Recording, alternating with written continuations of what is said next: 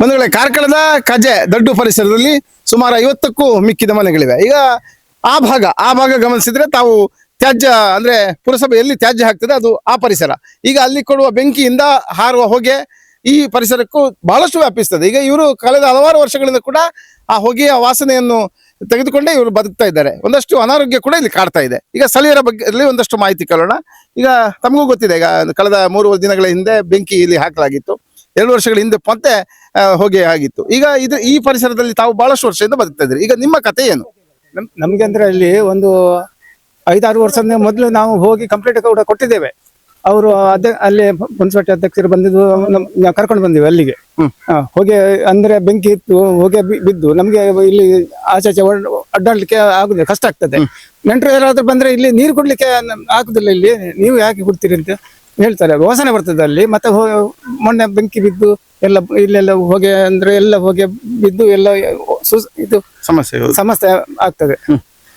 ಅದನ್ನು ಏನಾದ್ರು ಮುನ್ಸಿಪಾಲಿಟಿನವರು ಹೀಗೆ ಬರೋದ್ರಿಂದ ತೊಂದರೆ ಆಗೋದಂತ ನೋಡ್ಬೇಕು. ಕಂಪ್ಲೇಂಟ್ ಕೊಟ್ಟಿದ್ದೇವೆ. ಕೊಟ್ಟು ಆಮೇಲೆ ಕರ್ಕೊಂಡು ಬಂದೆ ನಾವು ಇಲ್ಲಿಗೆ. ಅವ್ರು ಹೆಂಚಿದ್ರು ಅವಾಗ ಅಧ್ಯಕ್ಷರು. ಆಯ್ತು ಸರಿ ಮಾಡ್ತೇವೆ ಅಂತ ಹೇಳಿ ಅದಕ್ಕೆ ಮೇಲೆ ಸ್ವಲ್ಪ ಮಣ್ಣಿಗೆಲ್ಲ ಹಾಕ್ತಾರೆ. ಪುನಃ ಹಾಗೇನೆ ಈಗ ವಾಸನೆ ಬರ್ತದೆ. ಮತ್ತೆ ಮೊನ್ನೆ ಬೆಂಕಿ ಬಿದ್ದು ಎಲ್ಲ ಹೊಗೆ ಇಲ್ಲಿ ಪರಿಸರದಲ್ಲಿ ಎಲ್ಲ ಫುಲ್ಲು ಉಸಿರು ಬೆಂಕಿ ತೆಗೆದಕ್ಕೆ ಹಾಕುದಿಲ್ಲ, ಹಾಗೆ ಆಗ್ತದೆ. ಅದಕ್ಕೆ ಸಂಬಂಧಿಕರಾದ್ರೂ ಯಾರು ಈ ನಮ್ಮ ಮನೆ ಹತ್ರ ಬರ್ಲಿಕ್ಕೆ ಹೇಳುದಿಲ್ಲ. ಇಲ್ಲಿ ವಾಸನೆ ಬರ್ತದೆ, ಇಲ್ಲಿ ನೀರು ಕೊಡ್ಲಿಕ್ಕೆ ಆಗುದಿಲ್ಲ. ಒಂದೇ ಪ್ರಶ್ನೆ, ನಿಮ್ಮ ಮನೆಗೆ ನಾವು ಬರೋದಿಲ್ಲ, ನೀವು ಮನೆ ಚೇಂಜ್ ಮಾಡಿ ಹೇಳ್ತಾರೆ. ಹೇಳಿದ ಕೂಡಲೇ ಇಲ್ಲಿ ಸಂಜೆ ಆಗುವಾಗ ಏನಿಲ್ಲ, ವಾಸನೆಯಲ್ಲಿ ಕೂತ್ಕೊಳ್ಳಿಕ್ಕೆ ಆಗುದಿಲ್ಲ. 6-7 ಗಂಟೆ ಆಗುವಾಗ ಕಂಡಪಟ್ಟೆ ವಾಸನೆ. ಹೇಳಿ ಪ್ರಯೋಜನ ಇಲ್ಲ. ಅದು ಹೇಳಿದಷ್ಟು ಅವರು ಮಾಡುದಿಲ್ಲ. ನಾವು ಹೇಳಿ ನಾವು ಮನವೆಲ್ಲ ಕೊಟ್ಟಾಗಿದೆ. ಇನ್ನು ಸಹ ಕೂಡ ಅವರು ಏನಾದ್ರು ನಮಗೆ ವ್ಯವಸ್ಥೆಯನ್ನು ಮಾಡಿ ಕೊಡ್ಬೇಕು. ನಾವು ಅವ್ರು ಸರಿ ಇದ್ರು, ಆಯ್ತು ಸರಿ ಮಾಡ್ತೇವೆ ಅಂತ ಹೇಳಿ ಒಂದು 5-6 ತಿಂಗಳು ಏನು ಸಮಸ್ಯೆ ಇಲ್ಲ. ಮತ್ತೆ ಹಾಗೆ ಹಾಗೆ ನಾವು ಹೇಗೆ ಬದುಕುದು ಹೇಗೆ? ಬೀದಿ ನಾಯಿಗಳು ತುಂಬಾ ಇದೆ. ಒಂದು ಸಣ್ಣ ಮಕ್ಕಳು ಇಲ್ಲಿ ತಿರುಗುವಾಗಿಲ್ಲ. ಅಲ್ಲಿ ಆ ಕಸವನ್ನು ತಿಂದು ಬೀದಿ ನಾಯಿಗಳು ತುಂಬಾ ಇದೆ. ಎಲ್ಲ ಇಲ್ಲಿ ಬರ್ತವೆ. ಇಲ್ಲಿ ಬಂದು ನಮ್ಮ ಮಕ್ಕಳಿಗೆ ಒಂದು ಏನು ಇದು ಗ್ಯಾರಂಟಿ ಇಲ್ಲ. ಮಕ್ಕಳು ಮಾರ್ಗದಲ್ಲಿ ಹೋಗುವಾಗ ಹೇಗೆ ತಿರುಗಬೇಕು ಮಕ್ಕಳು ಅಂತ ಇಲ್ಲಿ ಆಟ ಆಡ್ಲಿಕ್ಕೆ ಆಗುದಿಲ್ಲ. ನಮ್ಮ ಬೀದಿ ನಾಯಿಗಳಿದೆ. ಅದಕ್ಕೊಂದು ವ್ಯವಸ್ಥೆ ಮಾಡ್ಬೇಕು. ಬೀದಿ ನಾಯಿಗಳಿಗೆ ಖಂಡಿತವಾಗ್ಲೂ ವ್ಯವಸ್ಥೆ ಮಾಡ್ಲೇಬೇಕು. ಇಲ್ಲಿ ಮಕ್ಕಳನ್ನು ಕರ್ಕೊಂಡು ಹೋಗಿ, ದೊಡ್ಡವರು ಕರ್ಕೊಂಡು ಹೋಗಿ ಬಿಟ್ಟು ಬರ್ಬೇಕು. ಇಲ್ಲದ್ರ ಓಡಿಸ್ಕೊಂಡು ಬರ್ತಾರೆ ನಾಯಿ 1-2 ಮಕ್ಕಳನ್ನು.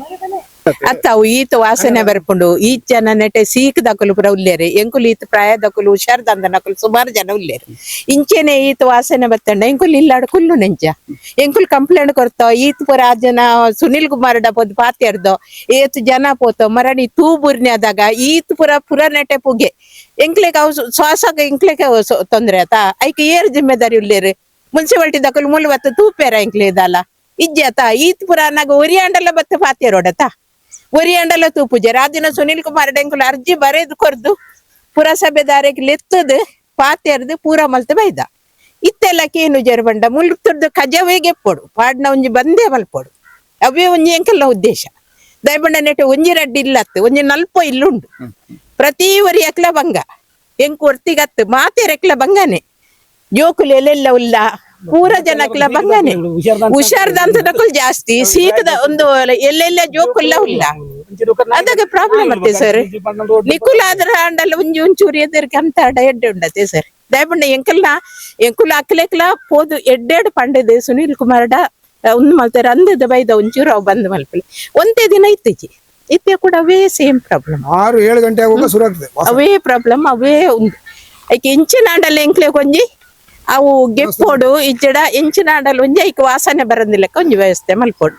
ಎಂಚಿನಾಡಲ್ ಒಂಜಿ ಎಂಕ್ಲೆಗೆ ಉಪಕಾರ ಆಪಿ ಲೆಕ್ಕ ಮಲ್ತು ಕೊರೋಡು ಇನ್ನಿಕಲ್ಡ ಎಂಕುಲು ಕೈ ಮುಗಿದಕ್ಕೆ ಏನೊಂದಿಲ್ಲ. ಅವರಿದ್ದಾರೆ, ಅವರು ಒಂದಷ್ಟು ಕಾರ್ಪೆಂಟರ್ ಕೆಲಸ ಮಾಡ್ತಾರೆ.